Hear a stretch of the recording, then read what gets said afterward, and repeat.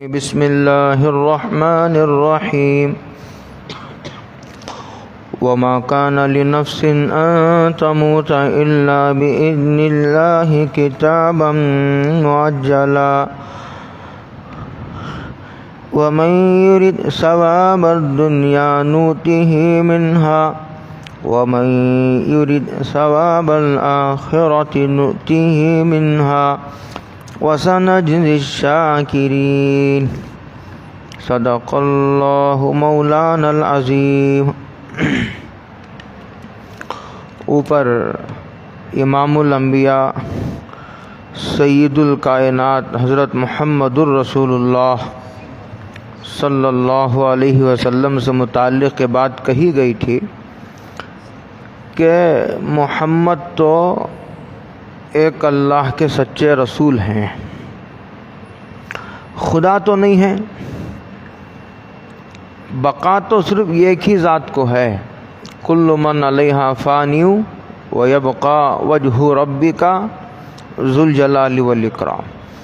یہ ایک ذات وحدہ لا شریک لہ کو ہی بقا ہے، باقی جتنے بھی انبیاء آئے وہ کوئی دنیا میں باقی نہیں رہے۔ رہا حضرت عیسیٰ جو آسمانوں میں ہیں وہ آئیں گے دنیا میں، پھر ان کو بھی موت طاری ہوگی، ان پر بھی۔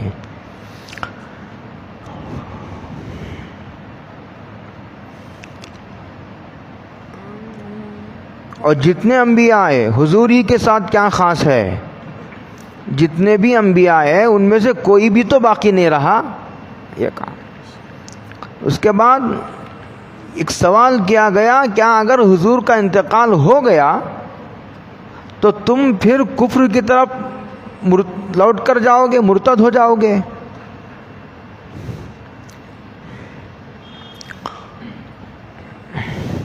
وَمَن يَنْقَلِبْ، اگر تم میں سے کوئی مرتد ہو جائے تو وہ اللہ کا کچھ نہیں بگاڑ سکے گا، اور جو ثابت قدم رہا حضور کے جانے کے بعد بھی دین پر جمع رہا اور دین کی نصرت کرتا رہا، دین کی خدمت کرتا رہا، اللہ تعالیٰ ایسے ثابت قدم رہنے والے اور ایمان کا شکر ادا کرنے والے لوگوں کو عنقریب اللہ تعالیٰ بدلہ عطا فرمائیں گے۔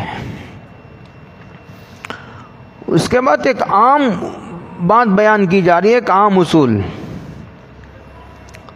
وہ یہ کہا وَمَا كَانَ لِنَفْسٍ أَن تَمُوتَ إِلَّا بِإِذْنِ اللَّهِ كِتَابًا مُؤَجَّلًا۔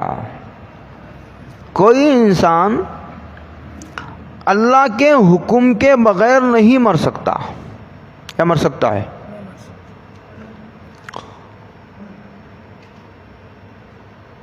اسباب موت اختیار کرنے کے بعد بھی آدمی بچ جاتا ہے۔ اس کا مطلب یہ ہے کہ موت تو اللہ کے حکم سے آتی ہے۔ یہ عقیدہ بار بار قرآن دہراتا ہے۔ جیسے آدمی دوائی کھاتا ہے لیکن شفا اللہ ہی دیتے ہیں۔ آدمی دکان کھول کر بیٹھتا ہے، کسٹمرز کے دلوں کو مجبور کون کرتا ہے؟ اللہ کرتا ہے۔ اللہ اتنا حصہ روزی کا اللہ کے کنٹرول میں ہے۔ آدمی سوچتا ہے کہ اب میں دکان کھول کے بیٹھا ہوں، اب روزی سے کون روکنے والا؟ نہیں، گاہکوں کے دلوں میں بات ڈال کر تمہاری دکان کو بھیجنے والا، اتنی بات اللہ نے اپنے قبضے میں رکھی ہوئی ہے۔ انسان کے بس میں صرف اتنا ہے کہ دکان کھول کے بیٹھتا ہے اور اس کے پاس سامان ہے، اگر کسٹمر نہ آئے تو آدمی چند دنوں میں بھوکا مر جائے۔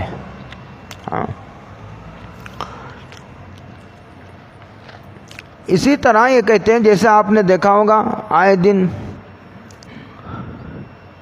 ایک آدمی خودکشی کرنے جاتا پھر بھی بچ جاتا، زہر کھا لیتا ہے، کئی لوگ تو مر جاتے ہیں، کئی لوگ بچ جاتے ہیں۔ اگر زہر مؤثر ہوتا تو ہر آدمی کو مرنا چاہیے تھا، جو بھی زہر کھائے اسے مر جانا چاہیے تھا۔ زہر کھانے والا بھی کبھی کبھی بچ جاتا ہے، تو کس نے بچایا؟ اللہ بچایا۔ بہت سال پہلے کی بات ہے، 10 12 15 سال پہلے کی بات ہے، منگلور کے ایئرپورٹ میں بالکل قریب تھا، ابھی 2-4 کلومیٹر کا فاصلہ تھا، ایک ہوائی جہاز لینڈ ہونے والی تھی، بالکل قریب پہنچ کر کے کچھ ٹیکنیکل پرابلم ہوا تو پوری کی پوری ہوائی جہاز بسٹ ہو گئی. اس میں کئی سو افراد تھے، 500 600، سارے کے سارے جل کر راکھ ہو گئے. صرف مرے ہی نہیں، جل کر کیا ہو گئے؟ راکھ ہو گئے. جو آدمی جتنی زیادہ اوپر سے گرتا ہے اتنا زیادہ نقصان اٹھاتا ہے. سائیکل سے گرے تو آدمی اتنا زیادہ نقصان نہیں اٹھاتا، ہوائی جہاز سے گرا تو زیادہ نقصان. اس میں ایک 3 ماہ کی بچی بھی تھی اسی ہوائی جہاز میں. اس کا باپ بھی مر گیا، ماں بھی مر گئی، ہے نا. بظاہر ہوائی جہاز پھٹتا ہے تو آدمی کے بدن کے ریزے ریزے ہو جاتے ہیں، کوئی ٹکڑا نہیں ملتا آدمی کے بدن کا، ٹکڑے ٹکڑے ہو کر ہوا میں اڑ جاتے ہیں. وہ 3 مہینے کی جو بچی تھی اس کو ہی مر جانا چاہیے نا، اس لیے کہ اتنا بھیانک حادثہ ہے. لیکن وہ بچی ہریالی میں کھیل رہی ہے، اسے خراش تک نہیں آیا. کس نے بچایا؟ اسباب موت کے بعد بھی موت آنے کے لیے اللہ کی اجازت کی محتاج ہے، اللہ کی اجازت میں. تو کہتے ہیں وما کان لنفس ان تموت الا باذن اللہ. یہ ایک عقیدہ ہے. ان نفس سے مراد عموماً یہ کر دیا جاتا ہے کہ کوئی انسان، کوئی جاندار، انسان ہو یا جانور ہو، کوئی بھی کیڑا، ہر آدمی اپنی ایک زندگی لایا ہے. کوئی چند منٹ کی زندگی لے کر آتا، بچہ پیدا ہوتا ہے کبھی چند منٹ کے بعد ہی مر جاتا ہے. کوئی بچہ چند گھنٹوں کے بعد مر جاتا ہے، کوئی بچہ چند مہینوں کے بعد مر جاتا ہے، کوئی انسان چند سال جیتا پھر مر جاتا ہے. تو ہر آدمی اپنی مختصر زندگی لے کر آیا ہے. تو یہاں نفسین کہا گیا کہنے کو تو، لیکن ہر جاندار مراد ہے. تو موت اسباب موت کے تابع نہیں ہے، موت اللہ کی مشیت کے تابع ہے. یہ عقیدہ سمجھایا گیا. قرآن جگہ جگہ اس عقیدے کو چھیڑتے رہتا ہے. الا باذن اللہ. تو یہ کہنا ہے اس میں کہ وحد میں مسلمانوں کے 70 لوگ شہید ہوئے، 70 صحابہ شہید ہوئے.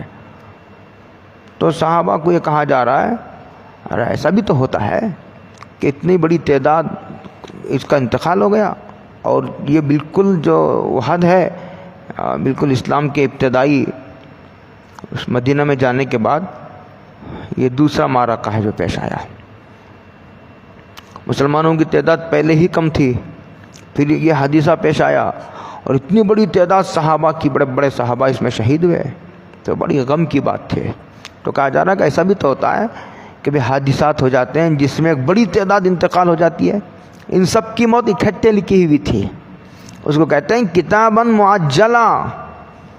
یہ ایک مدت، ان کے مرنے کی جو مدت ہے، وقت ہے، وہ طے بھی ہے اور وہ لکھی ہوئی بھی ہے ایک کتاب میں.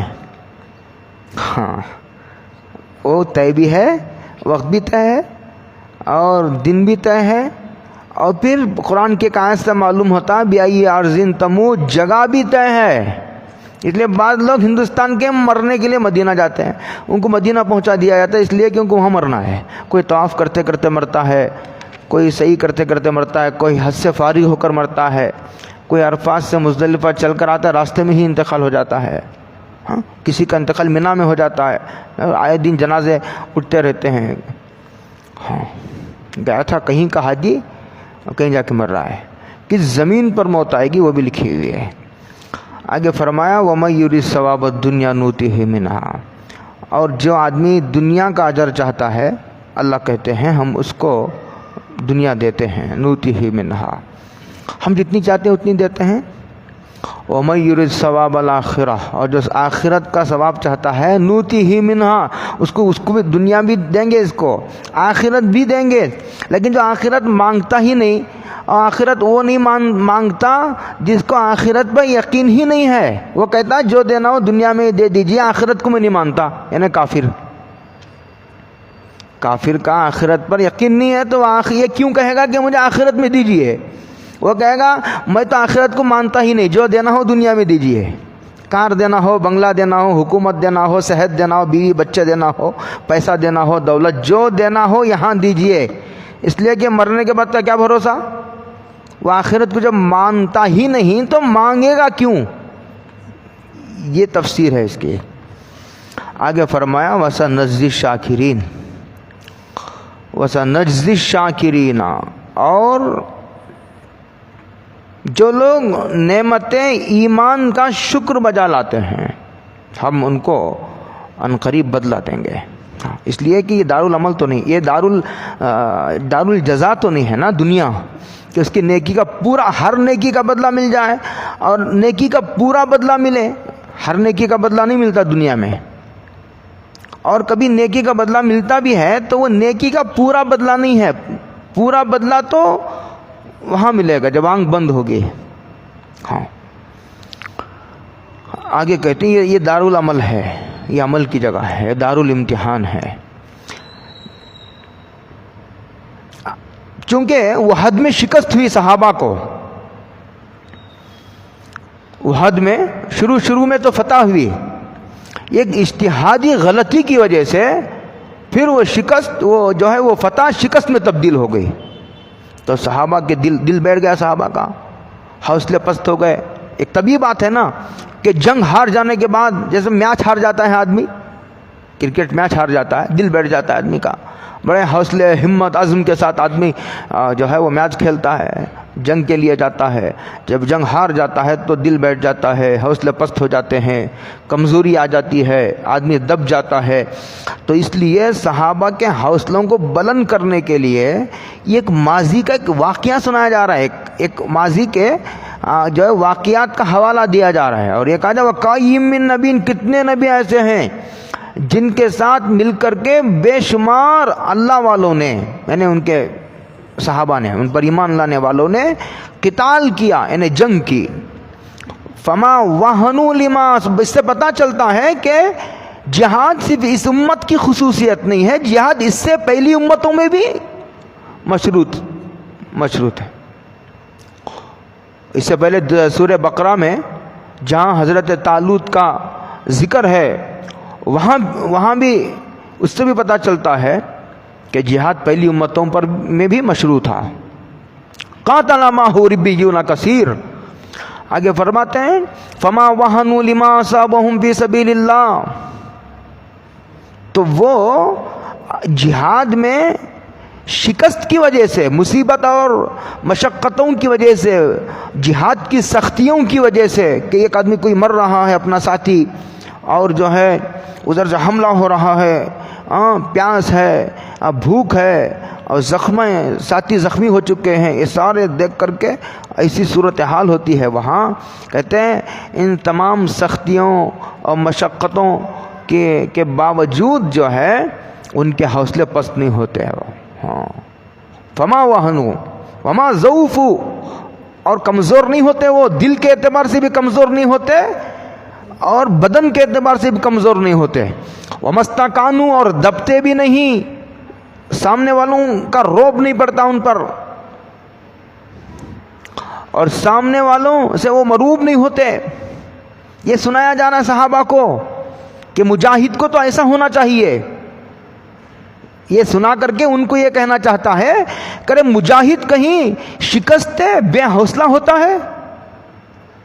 ارے جو مخلص مومن ہو اس کا دل کبھی کمزور ہو سکتا ہے کیا؟ وہ سامنے والے سے دب سکتا ہے؟ سامنے والے کا روب قبول کر سکتا؟ مروب ہوتا ہے؟ نہیں ہوتا۔ سامنے والے کی شان و شوکت سے، فتح سے، اس کی طاقت سے وہ کبھی مروب نہیں ہوتا۔ ہاں آگے فرمایا واللہ یحب الصابرین، اور اللہ تعالیٰ جمنے والوں کو، یہ صابرین کا ترجمہ عموماً یہ کر دیا جاتا ہے کہ اللہ تعالیٰ صبر کرنے والوں سے محبت کرتے ہیں۔ صبر کا مطلب کیا؟ بخار آ گیا تو صبر کرو، نہیں، یہاں صبر کا مطلب میدان جہاد میں جو آدمی جم جاتے ہیں، دشمنوں سے ڈر کر، ان کی فوج زیادہ ہے، ان کی طاقت بہت بڑی ہے، شان و شوکت ہے، اور اس کی وجہ سے میدان چھوڑ کر پیچھے نہیں ہٹتے، نہیں بھاگتے، اس کو کہتا اللہ تعالیٰ جو ہے جمنے والوں سے محبت فرماتے ہیں۔ آگے کہا جا رہا ہے وما کان قولہم، بلکہ ایسے مخلصین کا شیوا یہ ہوتا ہے، الا ان قالوا، وہ یہ کہتے ہیں ربنا اغفر لنا ذنوبنا، اللہ ہمارے گناہوں کو معاف کر دیجیے. اس لیے کہ کبھی ایسا ہوتا ہے کہ آدمی کے ماضی کے گناہوں کی وجہ سے اس پر مصیبت آتی ہے. ہاں، کتنے بڑے عمل کی بھی توفیق ہو، آدمی کا اپنا گنہگار ہونا یاد رہنا چاہیے آدمی کو. وہ اب گنہگار نہیں ہے، ماضی میں تو گنہگار ہوگا، کبھی نہ کبھی کوتاہی ہوئی ہوگی. ہاں، کتنے بڑے عمل کی بھی توفیق ہو، آدمی کو نہیں سمجھنا چاہیے کسی نیک عمل کی توفیق کے مل جانے کے بعد آدمی میں جو ہے وہ بڑائی نہیں آنی چاہیے. ہاں، وہ سکھایا جا رہا ہے ربنا اغفر لنا ذنوبنا واسرافنا فی امرنا، ماضی کے گناہوں کو معاف کر دیجیے. اور اللہ، اب اس وقت ہم میدان جہاد میں ہیں. وہ دعا کرتے تھے کہ ہمارے اس میں جو کوتاہی ہو جاتی ہے جہاد کے معاملے میں، اس کو بھی معاف کر دیجیے. وہ سب بھی تقدامنا، اور ہمارے قدم کو جما دیجیے.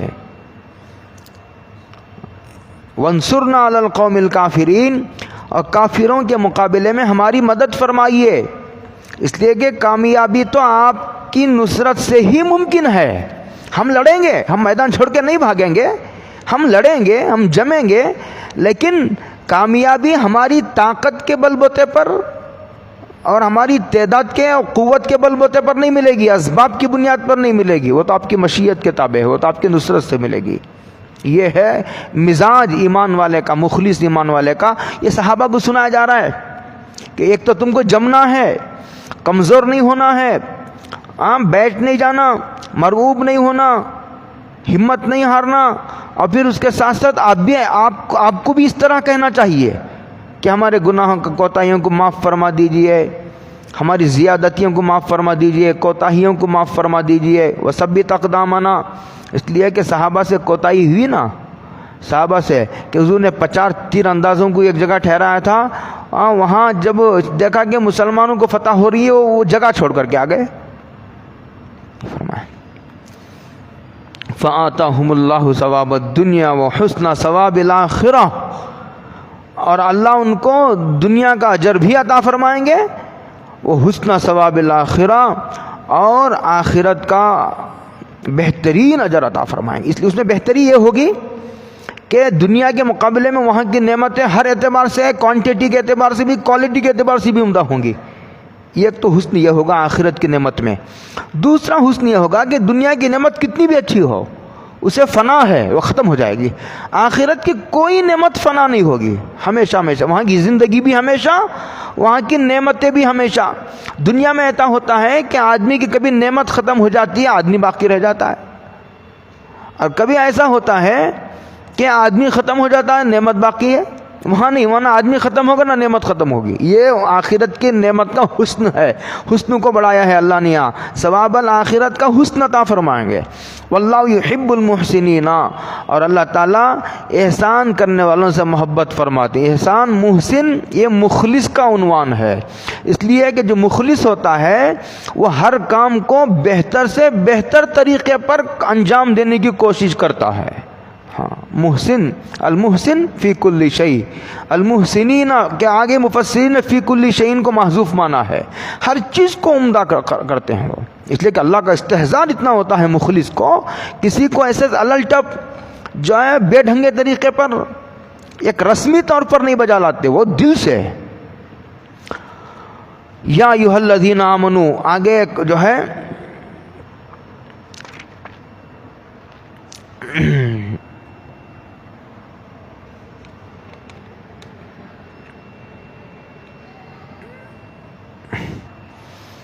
جنگ مکمل ہو گئی. جنگ کیا ہوگی؟ احد کی. تو حضرت رسول اللہ صلی اللہ علیہ وسلم اپنے ساتھیوں کو لے کر ایک پہاڑ پر بیٹھ گئے. ابو سفیان وہ کمانڈر تھا کافروں کی جماعت کا، وہ اپنے ساتھیوں کو لے کر سامنے کے پہاڑ پر بیٹھ گیا. وہ اپنے پہاڑ پر، سرکار اپنے پہاڑ پر بیٹھے ہیں. ابو سفیان نے پوچھا فیکم محمد، کیا تم میں محمد زندہ ہیں؟ تو حضور نے کہا کہ جواب مت دو، خاموش رہو. پھر اس نے پوچھا فیکم ابو بکر، کیا تم میں ابو بکر موجود ہیں؟ حضور نے فرمایا جواب مت دو، خاموش رہو۔ پھر اس نے پوچھا فیکم عمر، کیا تم میں عمر موجود ہیں یا مر گئے؟ تو حضور نے کہا کہ خاموش رہو۔ لیکن جب اس نے پوچھا حضرت عمر کو رہا نہیں گیا، تو حضرت عمر نے کہا کہ نہیں تینوں زندہ ہیں۔ اچھا، جب جواب نہیں دیا کسی نے تو اس نے یہ کہا ابو سفیان نے کہ تینوں کے تینوں مر گئے، اعلان کر دیا۔ جب جواب نہیں ملا تو اس نے اعلان کر دیا کہ شاید تینوں کے تینوں مر گئے ہوں۔ جب اس نے ابو سفیان نے یہ کہا، ابو سفیان ام حبیبہ کے والد ہیں، حضور کے سسر ہیں، یہ ابھی ایمان نہیں لائے تھے جب کا قصہ ہے، حضور کے سسر ہیں، یہ ہے کوئی رشتہ داری نہیں چلتی، اس کا تعلق خالص ہدایت سے ہے۔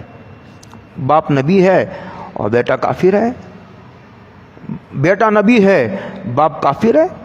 حضرت ابراہیم علیہ السلام کی مثال حضرت نوح کی اللہ کی ذات بڑی باغیرت ہے، اسے بہت ڈرنے کی چیز ہے، بہت ہدایت بڑا نازک مسئلہ ہے۔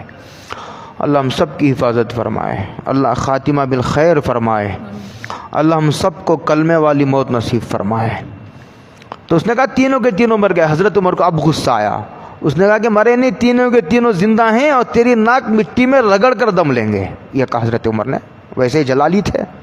ہاں، اس کے بعد اس نے کہا اولو حبل، حبل ایک بت کا نام ہے، تو اس نے کہا کہ حبل بت کی جے ہو، یہ ترجمہ ہے اس کا، جیسے ہم نعرہ تکبیر کہتے ہیں نا، اس طرح ہاں حبل بت کی جے ہو، اس نے کہا۔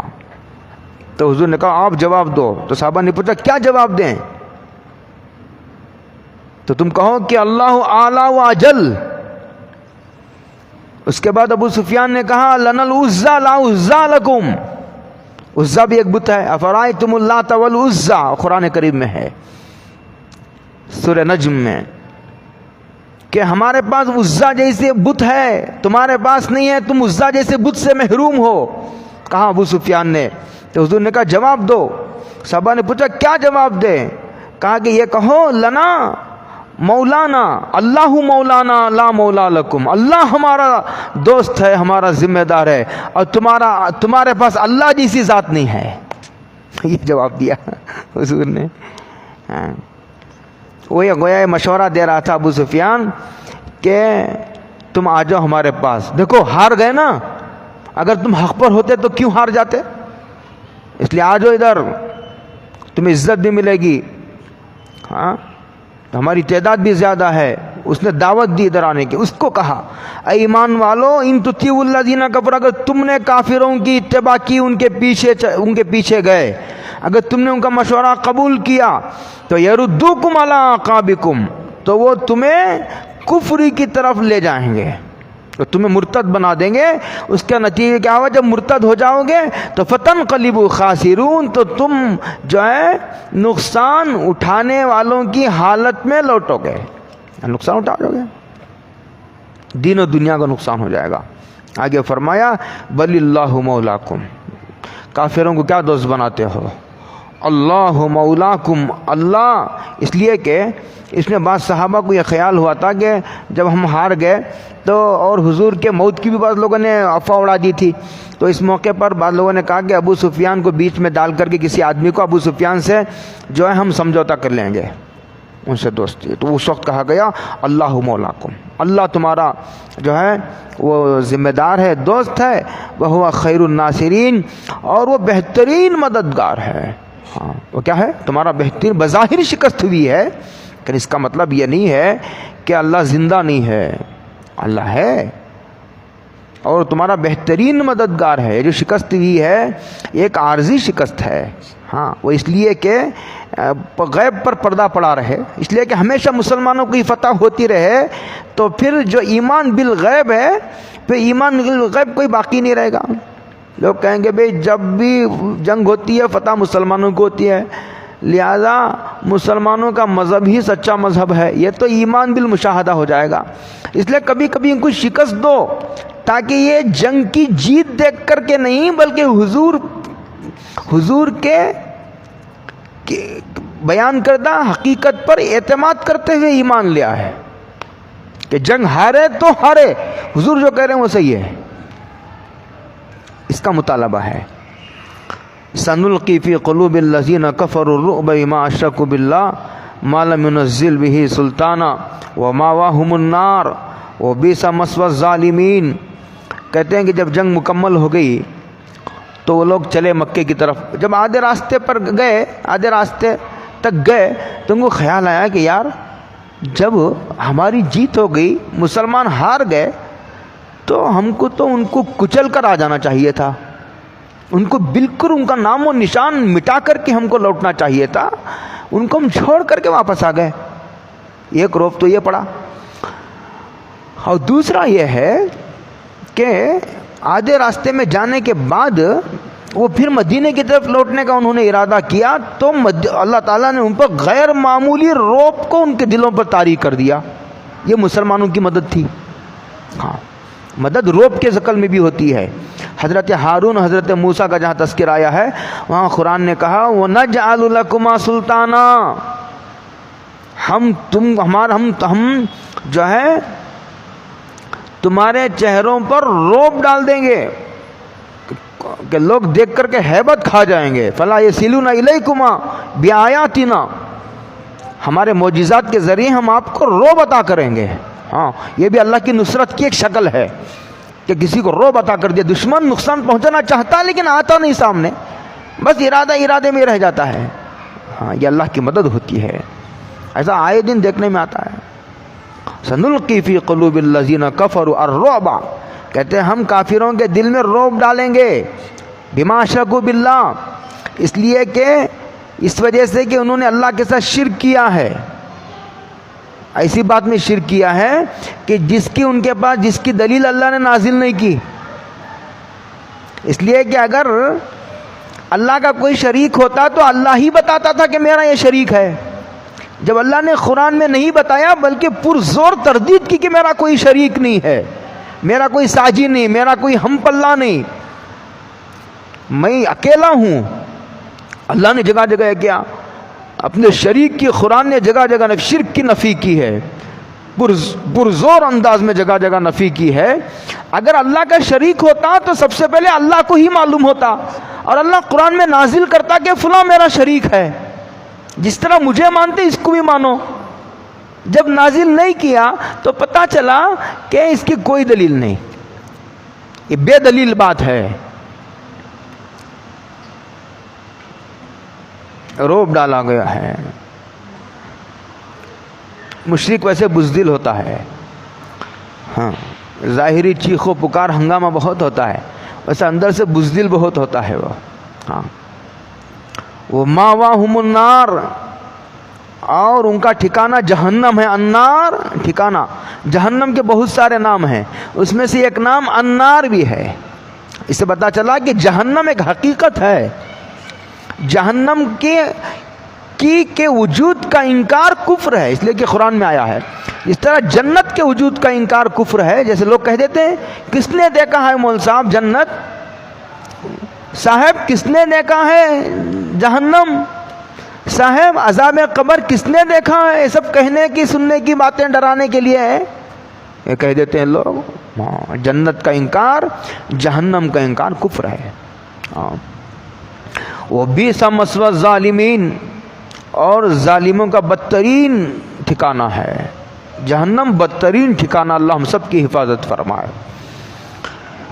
آگے کہا اللہ نے ایک جگہ وعدہ فرمایا ہے قرآن میں، اِنَّا لَنَنصُرُ رُسُلَنَا وَالَّذِينَ آمَنُوا، ہم انبیاء کی بھی مدد کریں گے اور ایمان والوں کی بھی مدد کریں گے۔ یہ وعدہ ہے اللہ کا۔ کہتے ہیں کہ وَلَقَدْ صَدَقَكُمُ اللَّهُ وَعْدَهُ إِذْ تَحُسُّونَهُم بِإِذْنِهِ، جب جنگ شروع ہوئی احد کی، کہتے ہیں جنگ احد ہوئی، شروع میں تو مسلمانوں کو غلبہ اللہ نے عطا فرمایا اور مسلمانوں کو فتح اللہ نے نصیب فرمایا۔ ہاں، اللہ نے تحقیق کے اللہ نے اپنا وعدہ سچا کر دکھایا۔ جب تم قتل کر رہے تھے کن کو؟ کافروں کو، اللہ کے حکم سے، حتی اذا فشلتم وتنازعتم فی الامر، یہاں تک کہ تم بے حوصلہ ہو گئے۔ بے حوصلہ کب ہوئے؟ وتنازعتم فی الامر، بے حوصلہ اس وقت ہوئے، یہ وہ حالیہ ہے، علماء کے لیے عرض ہے، بے حوصلہ ہو گئے، تمہاری ہوا اکھڑ گئی. ہاں کب اکھڑ گئی تمہاری ہوا؟ کہتے ہیں تمہاری ہوا اس وقت اکھڑ گئی، اس وقت تم بے حوصلہ اور پست ہمت ہو گئے جب تم نے اللہ کے رسول کے حکم کے ماننے میں اختلاف کیا. اختلاف کیا کیا؟ 50 آدمیوں کو حضور نے کھڑا کیا تھا، ہٹنا نہیں، جنگ ہم ہارے یا جیتے اس سے تمہیں کوئی سروکار نہیں، بس تم میری ایک بات کو یاد رکھو، تم وہاں ٹھہرے رہو. اگر یہ دیکھو کہ پرندے ہمارے لاشوں کو نوچ رہے ہیں تب بھی تم اپنی جگہ سے نہیں ہلنا. یہ تاکید کے لیے تھا. اس کے باوجود صحابہ نے دیکھا کہ اللہ نے مسلمانوں کو غلبہ عطا فرمایا ہے، تو مال غنیمت جمع کرنے کے لیے 22 صحابہ نکل آیا. غالباً 30 پر 9 یا 40 صحابہ آ گئے، 10-11 صحابہ باقی رہ گئے. 50 تیر انداز تھے. عبداللہ ابن جبیر اس کے ذمہ دار تھے. انہوں نے روکا بھی لیکن مانا نہیں. اختلاف ہو گیا تو پھر اختلاف ہو گیا تو خالد بن ولید نے پیچھے سے حملہ کیا. تو سینکڑوں کی تعداد میں تھے. 10 کیا کرتے، لڑتے لڑتے شہید ہو گئے. تو پھر جنگ کا پانسا پلٹ گیا، فتح شکست میں تبدیل ہو گئی. وَعَصَيْتُم مِّن بَعْدِ مَا أَرَاكُم مَّا تُحِبُّونَ. فتح کے ہم نے تم کو فتح دی تھی جو ہمارا وعدہ تھا، لیکن تم نے نافرمانی کی اللہ کے رسول کے بات ماننے میں. تم نے اللہ کے رسول کے ماننے میں اختلاف کیا، لڑے جھگڑے. اس کا نقصان تمہیں یہ اٹھانا پڑا کہ جیت کے بعد، فتح کے بعد شکست کا منہ دیکھنا پڑا. یہ تمہاری غلطی کی وجہ سے تھی، اس میں ہمارے وعدے کا کوئی دخل نہیں ہے. ہم نے تو فتح دی تھی جو ہمارے وعدے کے مطابق. یہ جو شکست ہوئی وہ تمہاری غلطی کی وجہ سے ہوئی. یہ کہا. آگے فرمایا منکم من یرید الدنیا ومنکم من یرید الآخرہ. تم میں بعض وہ ہیں، صحابہ کو کہا جا رہا ہے، بہت غور سے سمجھ لو اس آیت کو. تم میں وہ ہیں بعض وہ ہیں جو دنیا کو چاہتے ہیں اور بعض وہ ہیں جو آخرت کو چاہتے ہیں. آپ سمجھ رہے ہیں؟ صحابہ کو کہا جا رہا ہے، حالانکہ صحابہ میں سے ایک آدمی بھی دنیا دار نہیں تھا. حضور کا ہر صحابی مخلص ہے، حضور کا ہر صحابی جنتی ہے. فرق ہے صحابہ میں، چھوٹے بڑے ہونے کا فرق ہے، اور جو ہے خلفائے راشدین ہونے کا بعضوں کو شرف حاصل ہے، اور دنیا میں ہی بعض صحابہ کو حضور نے جنتی ہونے کی بشارت دی ہے. لیکن مجموعی طور پر قرآن کریم کا یہ اعلان ہے رضی اللہ عنہم ورضوا عنہ. یہ رضا یہ جنتی کا عنوان ہے. رضا کیا ہے؟ ہاں یہ کہا جا رہا ہے کہ پورے کے پورے صحابہ جنتی ہیں. اب جنتی ہونے کا ایک مسئلہ، ایک مسلمہ حقیقت ہے کہ حضور کا ہر صحابی کیا ہے؟ بولو کیا ہے؟ جنتی ہے. اب اس آیت کا ایسا مفہوم متعین کرو جس سے حضور کسی صحابہ کے جنتی ہونے میں بھی فرق نہ پڑے، ان کے مخلص ہونے میں بھی کوئی شبہ نہ ہو. سمجھ میں آ رہی بات میری؟ ہاں. تو یہاں جو یہ کہا جا رہا ہے کہ تم میں بعض وہ تھے جو دنیا چاہنے والے تھے. ہاں یہ اس لیے کہا جا رہا ہے تنبیہ کے لیے. اگرچہ کہ وہ جو مال غنیمت جمع کرنے کے لیے آئے تھے، اگر جمع کرنے نہ بھی آتے تو ان کا جو حصہ متعین تھا وہ حصہ تو ہر حال میں دیا جاتا. جمع کرنے آتے تب بھی، نہ آتے تب بھی. تو یہ تو نہیں کہا جا سکتا کہ وہ دنیا دار تھے. لیکن ظاہری صورت یہ بتا رہی تھی کہ ان کے دل میں لالچ ہے، اور چونکہ حضور کے صحابہ تھے، وہ باقی آنے والی امت کے لیے ایک آئیڈیل تھے، تو ان کو اس سخت الفاظ میں تنبیہ کی گئی. تم دنیا دار تو نہیں تھے، لیکن تمہارا یہ عمل یہ بتا رہا تھا کہ گویا تم دنیا دار تھے. دنیا دار نہیں تھے لیکن عمل دنیا داروں جیسا تھا. اتنی بات بھی پسند نہیں کی گئی صحابہ کی شان سے. وَمِنْكُمْ مَن يُرِيدُ الْوَطْنَ. حضور کا ہر صحابی مخلص تھا، جنتی ہے. ثُمَّ صَرَفَكُمْ عَنْهُمْ لِيَبْتَلِيَكُمْ. لیکن بھائی شکست تو ہم نے تمہاری غلطی کی وجہ سے دی، لیکن یہ کہا جا رہا ہے لیکن ہم نے دنیا دار الاسباب ہونے کی وجہ سے شکست، تمہاری اس غلطی کو شکست کا سبب بنا دیا، لیکن فیصلہ ہمارا شکست کا ہی تھا آسمانوں میں. عجیب بات ہے اللہ تعالیٰ کی. لیبتلیکم. ہم نے تم کو ان سے پھیر دیا. یعنی ہم نے تم کو شکست دی، کیوں؟ لیبتلیکم، تاکہ تمہارا امتحان لے تم میں منافق کون ہے، تاکہ چھٹ جائے، مخلص جو رہے وہ باقی رہے۔ وَلَقَدْ عَفَا عَنْكُمْ، اور جو غلطی ہو گئی ہم نے اسے معاف کر دیا۔ جب اللہ نے معاف کر دیا ہے تو پھر ان کی غلطیوں کو اچھالنا وہ بھی بلا ضرورت، اچھالنا وہ بھی بلا ضرورت۔ اگر یہ واقعہ پورا پیش نہ آتا، یہ واقعہ لا کر یہ بتایا گیا جب حضور کی انتظامی امر میں بھی مخالفت کی جاتی ہے تو نقصان اٹھانا پڑتا ہے۔ یہ تو حضور تو نبی ہیں اللہ کے کسی، بشرطے کہ وہ ولی ہو، اللہ کا ولی ہو اور صاحب الہام بزرگ ہو، تو اس کی رائے کی مخالفت کی وجہ سے بھی دنیا کی سزا بھگتنی پڑتی ہے۔ نبی تو بہت بڑی چیز ہے، نبی کیا ہے؟ نبی تو بہت بڑی چیز ہے۔ اللہ کا اگر کوئی صاحب الہام بزرگ ہو، اس کے مشورے میں سے اختلاف کرنے کی بھی سزا ملتی ہے آدمی کو، اس لیے کیونکہ معمولی آدمی کی رائے تو نہیں ہے۔ ایک تو شرابی، کبابی، سگریٹ پینے والے، بے نمازی کی رائے ہے، ایک تو صاحب الہام بزرگ کی رائے ہے۔ کی رائے ہے، کس کی رائے ہے؟ دیکھو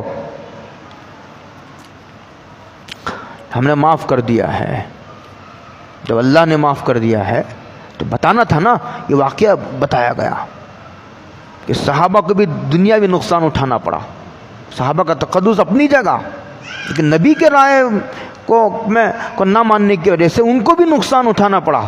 ہاں، یہ امت کو سبق دیا گیا، وَلَقَدْ معاف کر دیا اللہ نے ان کی غلطی کو۔ اب اس پر بحث نہیں کرنا، بحث و مباحثہ کرنا یہ گمراہی ہے، یہ گمراہوں کا طریقہ ہے۔ وَاللَّهُ ذُو فَضْلٍ عَلَى الْمُؤْمِنِينَ، اور اللہ تعالیٰ جو ہے وَاللَّهُ ذُو فَضْلٍ عَلَى الْمُؤْمِنِينَ، اور اللہ تعالیٰ ایمان والوں پر بہت فضل کرنے والا ہے۔ اِسْتُسْعِدُونَ وَلَا تَلْوُونَ عَلَىٰ أَحَدٍ، کہتے ہیں کہ یاد کرو سب کو، تو تم جال چلے جا رہے ہو، حضور پکار رہے ہیں اور تم دوڑے چلے جا رہے ہو ادھر، اس لیے کہ یہ خبر مشہور ہو گئی تھی کہ حضور کا انتقال ہو گیا ہے، پیچھے سے حضور پکار رہے ہیں۔ اب جب یہ افواہ پھیل گئی کہ حضور کا انتقال ہو گیا ہے، پیچھے سے کوئی آدمی پکار رہا ہے تو لوگوں کو کیسے یقین ہے کہ حضور پکار رہے ہیں؟ اس لیے کہ حضور کے مر جانے کا اعلان کیا جا چکا ہے، حضور کے مر جانے کا اعلان کیا جا چکا ہے۔ بھاگنے والے بھاگ رہے ہیں، پیچھے سے ایک آدمی بلا رہا آؤ ادھر آؤ ادھر، پکار رہے ہیں، تو لوگ سن نہیں رہے۔ اس لیے نہیں سن رہے کہ ان کو بھی یقین ہو چکا ہے کہ حضور کا انتقال ہو گیا ہے، پکارنے والا یقیناً نبی نہیں ہے، اس لیے دوڑ رہے ہیں۔ تم دوڑ رہے تھے، پیچھے پھر کر بھی نہیں دیکھتے کسی کی طرف، حالانکہ پیچھے کی جانب سے نبی تمہیں پکار رہا ہے۔ فَأَصَابَكُمْ غَمًّا، تو حضور کو غم ہوا کہ میں بلانے کے باوجود نہیں آتے، غم ہوا تو فَأَصَابَكُمْ غَمًّا بِغَمٍّ، تو تم کو غم پہنچایا گیا، اس لیے کہ تم نے حضور کو غم پہنچایا تھا۔ لِكَيْ لَا تَحْزَنُوا عَلَىٰ مَا فَاتَكُمْ وَلَا مَا أَصَابَكُمْ وَاللَّهُ خَبِيرٌ بِمَا تَعْمَلُونَ۔ کبھی آدمی کو ایسے ناگوار واقعات پیش آ جاتے ہیں تو ایسے ناگوار واقعات عملی طور پر رونما کرا کر کے ایسے موقع پر ثابت قدم رہنے کا مزاج بنایا گیا ہے۔ ہاں، کہ آدمی واقعہ رونما ہو جانے کے بعد اللہ کی تقدیر پر بھروسہ کرنا چاہیے۔ جو چیز چلی گئی، شکست ہو گئی ہو گئی، جو لوگ مر گئے مر گئے، جو زخمی ہو گئے ہو گئے، اب افسوس کرنے کا کیا مطلب ہے؟ جو چیز جو مر گیا مر گیا، اور جو چیز آ کر پہنچنی تھی وہ پہنچ گئی، اب افسوس کرنے کا کوئی نہیں، تقدیر میں ایسے ہی لکھا ہوا تھا۔ یہ تم کو غم اس لیے پہنچایا گیا کہ تاکہ تم جو چیز فوت ہو جائے اس پر غم نہ کرو، اور جو آ کر کے مصیبت پہنچ جائے اس پر افسوس نہ کرو۔ قرآن کریم کی ایک دوسری جگہ جو ہے اس مضمون کو چھیڑا گیا ہے، تقدیر کا عقیدہ بیان کرتے ہوئے قرآن نے ایک جگہ کہا لِكَيْ لَا تَعْسَوْا عَلَىٰ مَا فَاتَكُمْ، لِكَيْ لَا تَعْسَوْا عَلَىٰ مَا فَاتَكُمْ وَلَا تَفْرَحُوا بِمَا آتَاكُمْ، کہا کہ جو چیز فوت ہو جائے اس پر مایوس نہ ہو، ارے ایسا کرتا تو شاید وہ چیز حاصل، ارے ایسا کرتا تو شاید بچہ بچ جاتا، ارے وہ ہاسپٹل کو جاتا تو شاید بچہ بچ جاتا، ارے وہ ہاسپٹل کو جاتا تو شاید میرا باپ بچ جاتا۔ آدمی کو ایک حسرت رہ جاتی ہے، کہا نہیں اگر بچنا ہوتا تو ایسے اسباب پیدا کر دیے جاتے ہیں، سارے اسباب توڑ دیے جاتے ہیں جب آدمی کو کی موت آنی ہوتی ہے۔ جب آدمی کو نقصان اٹھانا ہوتا ہے سارے اسباب جمع کر دیے جاتے ہیں نقصان پہنچانے کے. جب آدمی کو نفع پہنچانا منظور ہوتا ہے اللہ کو, نفع پہنچانے کے سارے اسباب کو اکٹھے کر دیا جاتے ہیں, آدمی کو سمجھ ساری کڑیاں جوڑ دی جاتی ہیں. ہاں, حضرت معاذ ابن جبل نے کہ ہے انہوں نے اپنے بیٹے کو کہا کہ تم اس وقت تک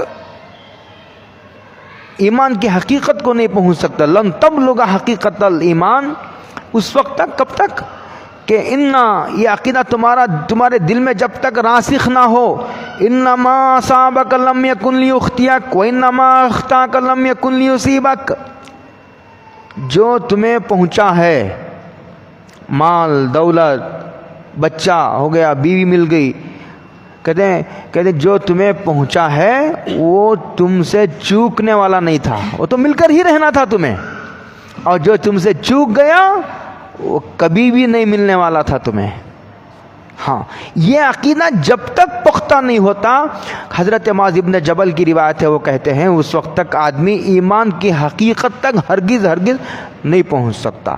یہ ہے اس عقیدے کا, یہ عقیدہ سمجھایا گیا ہے یہاں, تاکہ ایسے ناگوار واقعات پیش ہے تو آدمی غم نہ کرے, زیادہ مایوس نہ ہو, ہمت نہ ہارے, بھائی ٹھیک ہے صحابہ مر گئے, ٹھیک ہے مر گئے, ایسی واقعہ کوئی بات نہیں ہے, یہ بات پیش آنی تھی, تقدیر میں ایسے ہی لکھا ہوا تھا. ہاں, اور اگر کوئی فتح ہو جاتی تو آدمی اترائے نہ, کہے کہ اللہ تعالیٰ کا شکر ہے. ہاں, خوشی پر اترانا نہیں, شکر ادا کرنا. اور اگر کوئی غم پہنچے, مصیبت پہنچے تو کہنا اللہ کو یہی منظور تھا, تقدیر میں ایسے ہی لکھا ہوا تھا. افسوس کرنے سے آدمی بیکار ہو جاتا ہے. اللہ عمل کی توفیق عطا فرمائے. اسی لیے یہ عقیدہ توحید بہت ساری لوگوں کی جانوں کو بچا لیتا ہے, ورنہ ایم ایل اے لوگ بھی جو ہے وہ پھانسی ڈال کر کے مانگ رہے ہیں, تھوڑا قرض ہوتا ہے مر جاتے ہیں, SLC امتحان میں فیل ہوا مر گیا. یہ عقیدہ توحید کے نہ جاننے کا نتیجہ ہے. کاروبار میں نقصان ہو گیا مر گیا, 2-4 لاکھ روپے قرض ہو گئے مر گئے, 20 بچوں کے ساتھ پھانسی ڈال لے کر مر گئے. ہاں, اللہ عمل کی توفیق عطا فرمائے.